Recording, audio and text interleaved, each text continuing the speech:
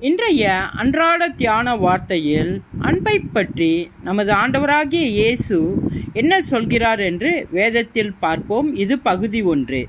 மத்தேயு 22வது அதிகாரம் 37வது வசனத்திலிருந்து 39வது வசனம் வரை.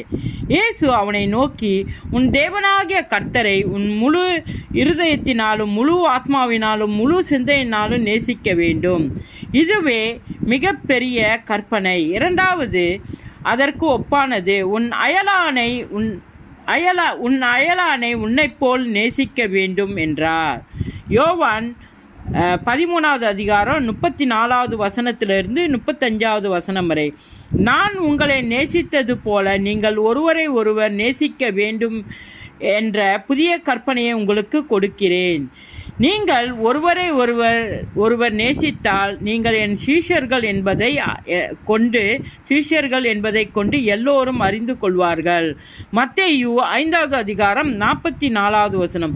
உங்களுடைய பகையாரை நேசியுங்கள், உங்களை சபிக்கிறவர்களை ஆசீர்வாதம் சொல்லுங்கள், உங்களை வெறுப்பவர்களுக்கு நன்மை செய்யுங்கள், உங்களை கேவலப்படுத்துகிறவர்களுக்கும் துரோகம் செய்கிறவர்களுக்கும் வேண்டிக் கொள்ளுங்கள்.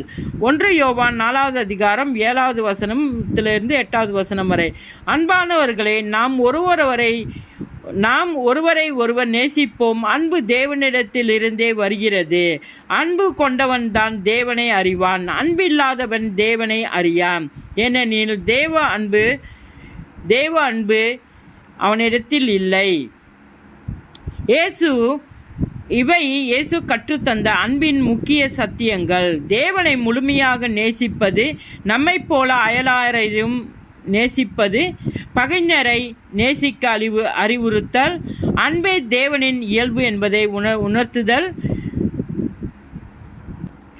அன்பின் ஆதாரம் தேவனே அன்பு. 1 யோவான் 4வது அதிகாரம் 8வது வசனம். அன்பில்லாதவன் தேவனை அறியான், ஏனால் தேவ அன்பு அவனிடம் இல்லை.